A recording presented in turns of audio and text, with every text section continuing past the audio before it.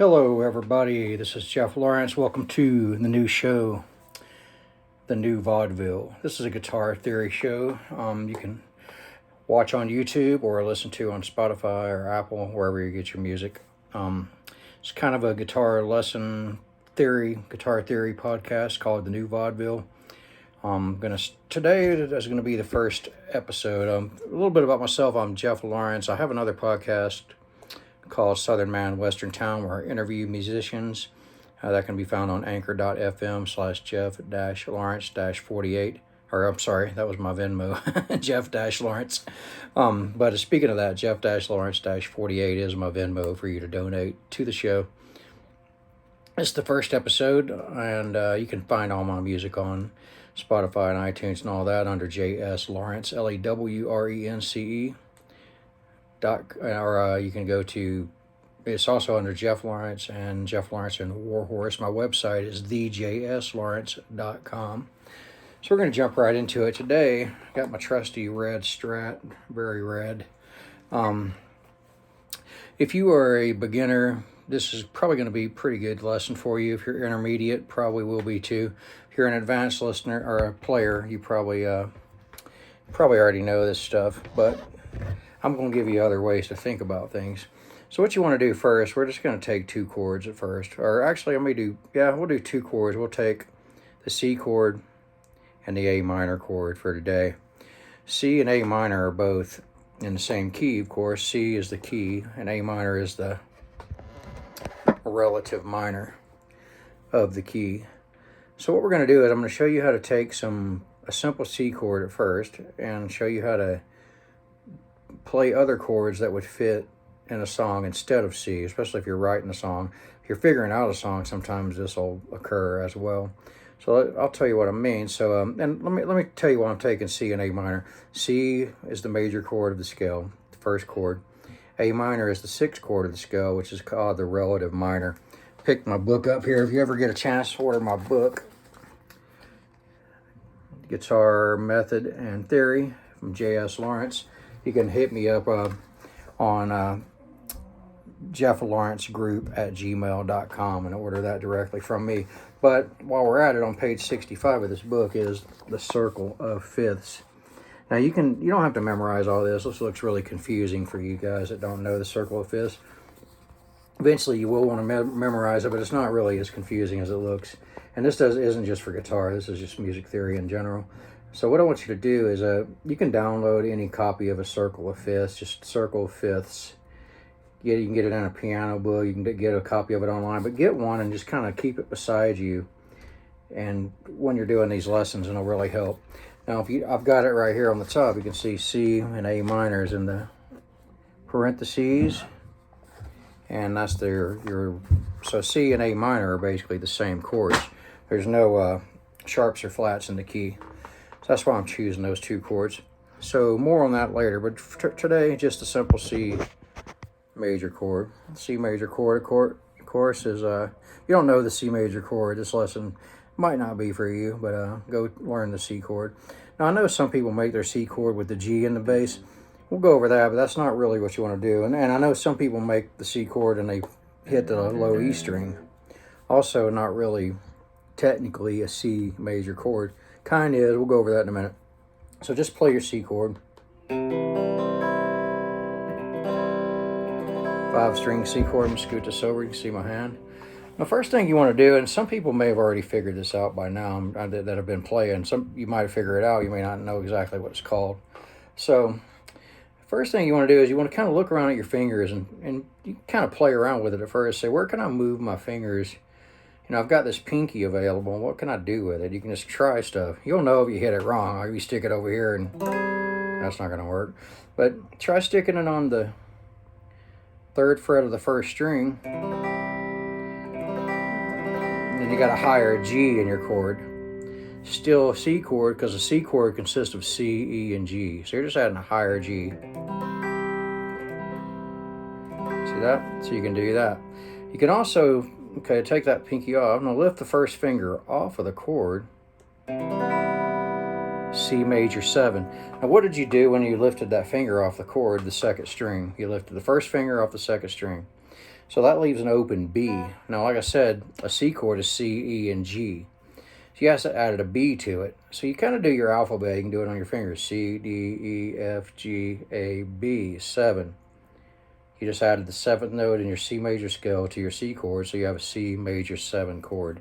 You don't have to think too much of the theory on it. Just, it's an easy chord to make, and sometimes it's a better choice than regular C major. C major 7, I use it a lot. I like the sound of it. This isn't the only way to make this chord. We're just going out of this one position. Okay, so now add that back on. So far we have the C with the high G in it there. You have the C with the C major 7. Now what if you were to take the middle finger and just take it off the chord altogether? You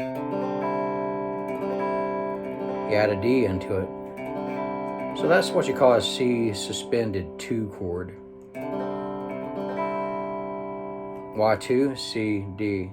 You just added a 2 because you added the open D into it. Okay, put that back on. Now take your pinky again. Now before we added it to the high G, now we're going to add it to the 2nd string instead. So now you're going to add a D in it again. Now that's a different D than we added to it before. And also when we added to it before, we replaced the E. So we're going to this is called a C add 9. Why? Is because you go past the first D, C, D, that's your low D, your open 4th string, sorry. C, D, E, F, G, A, B, C, D. So you get 9.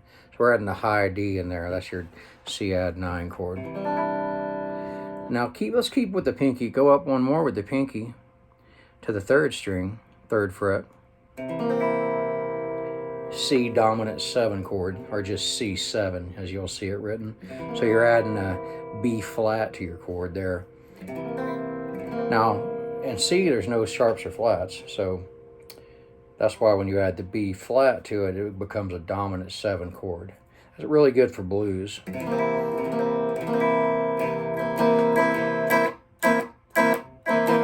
Alright, so now let's lift it up again. Let's go to the 4th string, 3rd fret. Pretty chord, you added an F to it. That's a C suspended 4, or it may be written as C4 or C sus 4. C suspended 4. That's a good chord to go back from the C4 back to the C. Show you.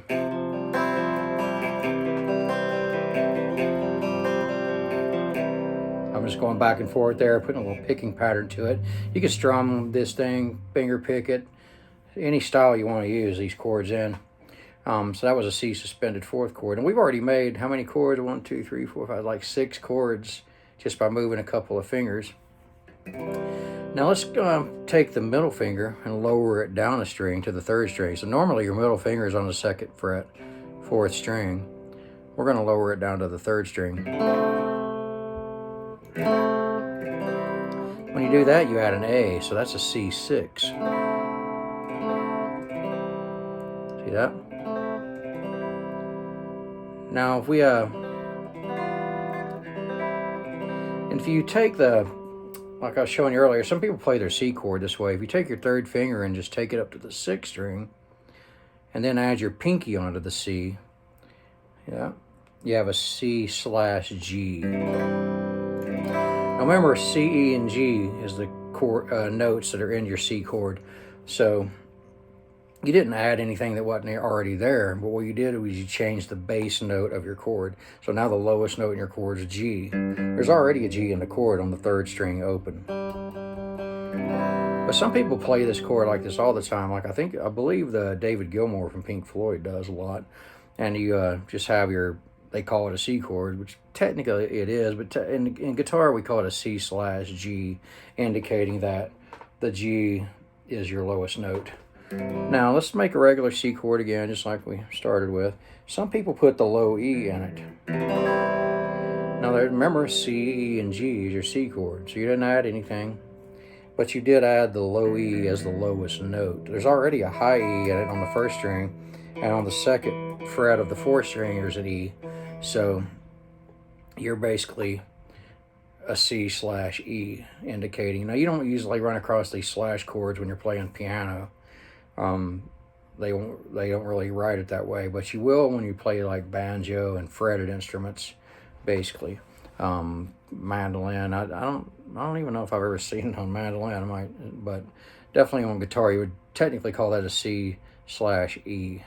Now another way to make a C/E is just move your third finger off of the chord, and then start your pick on your fourth string on that E. Now that's a C/E. Now you have to be careful there, because if you put the fifth string in it, you're going to have an A minor 7 chord.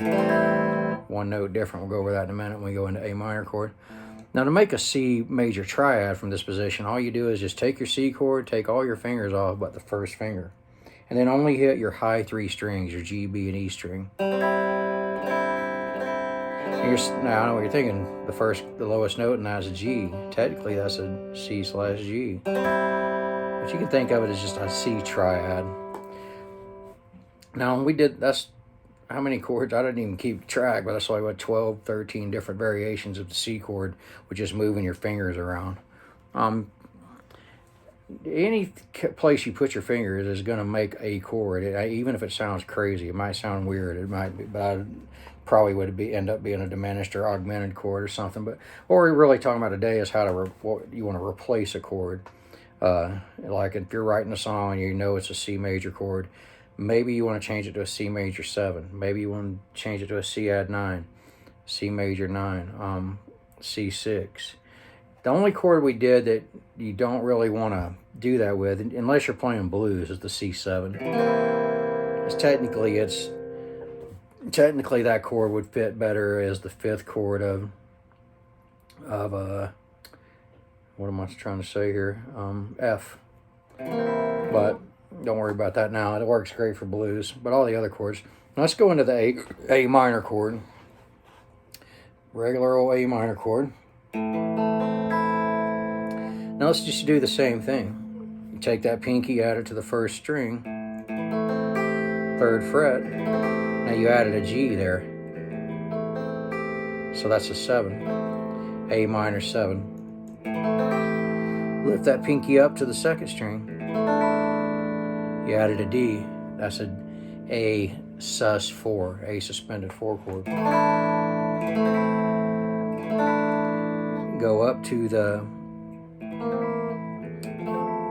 Let's skip over the 3rd string. It's not really a good chord for that, so the pinky can go up to the 4th string. Really, that just makes an F major 7, so let's kind of skip over that. Let's go up to put your pinky on the 5th string, 3rd fret. Then you have an A minor /C. Keep going, you have a A minor /G. So you can take your pinky all the way up that 3rd fret, basically skip the 3rd and 4th string, just for the sake of staying in the A minor chord range. Take your middle finger, take your 3rd finger off the A minor chord. Go back to the regular A minor chord. Take your 3rd finger off. You have an A minor 7. So earlier we made an A minor 7 with the pinky on the 3rd fret. Now we're making it. Now you could take the 3rd finger off and keep that down there, like in Stairway to Heaven. But in this case, just take the regular A minor, take your 3rd finger off. You got an A minor 7. So let's put the 3rd finger back on for now, and then let's take the 1st finger off. A suspended 2. You want to take your and make an A 6 chord. You can add your 1st finger down to the F.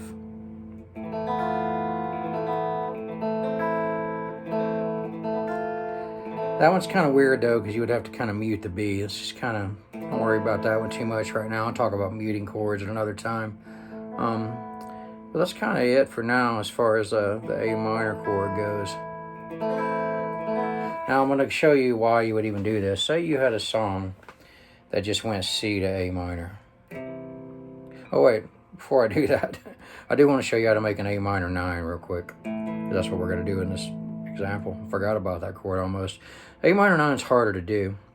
take your middle, make an A minor chord, take your third finger off, but add your pinky way over on the 4th fret of the 3rd string. I know what you're thinking. Some people are going to say, I can't do that. My finger won't stretch that far. It will if you practice it. It's a cool chord.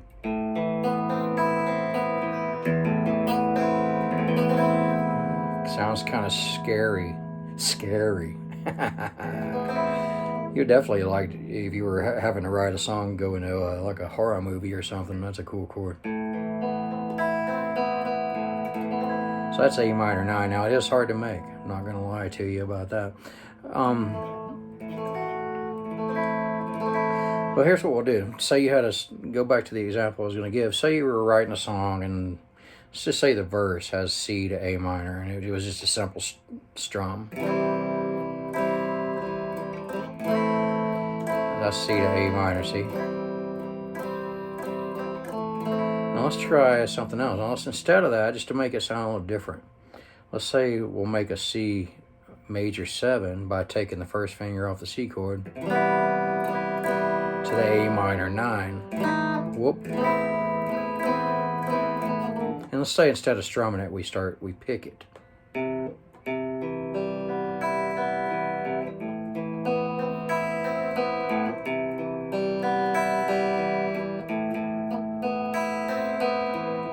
So that's C major 7 to A minor 9.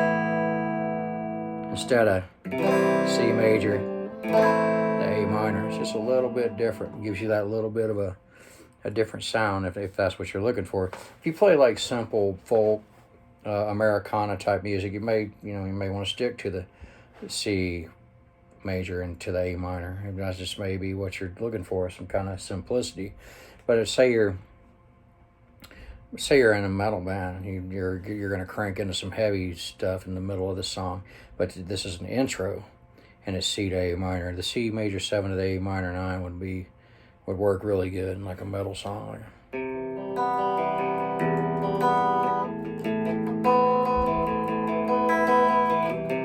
Now there is other places to make these chords. I haven't even got into bar chords. If we went into the bar chords, the C major and the A minor bar chord, I could show you. We'll do that in another show, another lesson, and I'll show you how to make all these chords from the bar chord perspective. There's another example. Say you were doing an Americana type song, and you were going, say you're going C major to A minor, and it was just a strum, and it stayed on C for a minute. Now what if instead of staying on the C the whole time, why don't you add the pinky to the 4th string 3rd fret on a couple of those strums and get your C suspended 4 chord going too, like this. So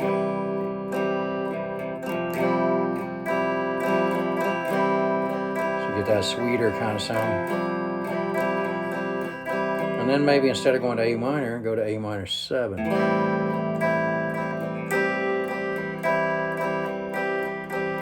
So that would take a simple C to A minor to a C to suspended.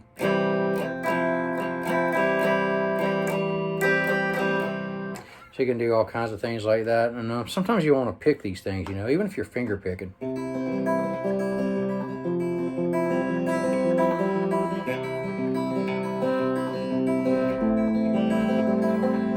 Just remember it's important to know the notes of the C major scale. When you make a C major chord, or any major chord, you're coming from the perspective of your scale. All chords are built from scales. Now your C major is C, it's just, there's no sharps or flats.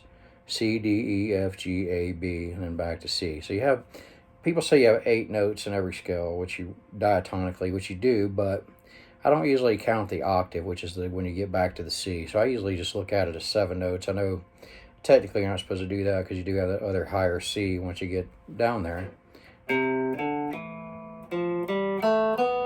See, there's your 8 note C major scale. We'll do that again, and we'll work on scales on another show.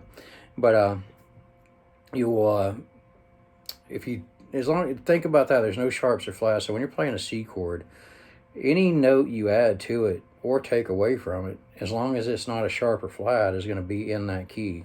You don't even have to really know the name of the chord right now. You'll eventually probably want to learn it. You can look it up later. Sometimes I just fool around with a chord. I find what I like, and then I'll kind of diagnose it after the fact. If I'm writing a song, like, what chord is this? Oh, yeah, it's a C major 7. Now, I've been doing it long enough where I kind of already know now. That's kind of what you would do if you were kind of in the intermediate stages. If you didn't quite know what a C add 9 was, you could just play, add your pinky somewhere and say, oh, okay, I like that. I'm going to use this in my song. Go ahead and write your song. Get the creative process going. Afterwards, go back and say, okay, what chord was I actually playing? It's important to know the notes on the neck. If you don't know the notes on the neck, it's going to be difficult to do this. You don't have to do it quickly. And you don't have to know all the notes on the neck in one day. It takes a while sometimes. But I'm going to have a whole lesson on how to know the notes on the neck quicker. But best thing to do right now is get a circle fifths diagram, and then get a diagram of the guitar neck. Like I say, you can order my book online. Just go to Jeff Lawrence Group at gmail.com, and I can send you a book for, we'll say, $14.99, and it'll cover everything we're going to do. That's a really condensed book. I've taught over 2,000 people, and so I've got a method down. It works really well. So anyway, that's going to be our show today, the first of the new vaudeville. Why am I calling the show the new vaudeville? It's just kind of a joke about how live music may end up being what we look at as vaudeville now, where doesn't really exist other than a nostalgia type show. Even maybe they don't play guitars anymore. It'll be all laptops. It's already going there, that. But it's, the new vaudeville. I appreciate you guys listening. I appreciate you guys watching this on YouTube that did that. I know listening to this show, it's harder to do this lesson unless you're someone that can visualize these chords and things. If if you've been playing the guitar a while, you can kind of understand what I'm saying. But if not, please go over to the YouTube channel. The YouTube channel is the same as the show, the new vaudeville. And you can look it up through there. Just look up Jeff Lawrence, the new vaudeville. And you can listen to the show on Spotify, iTunes. I recorded on Anchor, and you can do it that way. But I appreciate all of you people listening, all of you guys watching. Please like, subscribe, and follow, whatever the case may be, whether you're listening, watching, or both.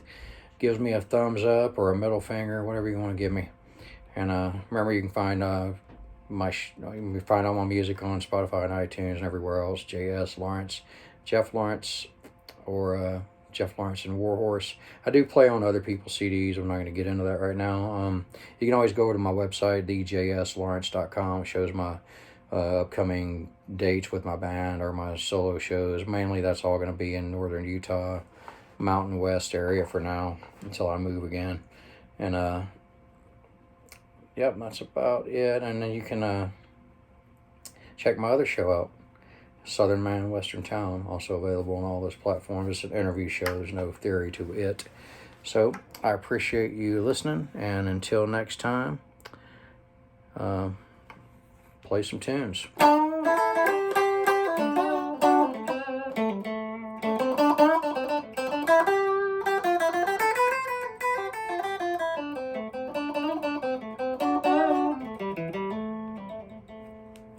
See you later.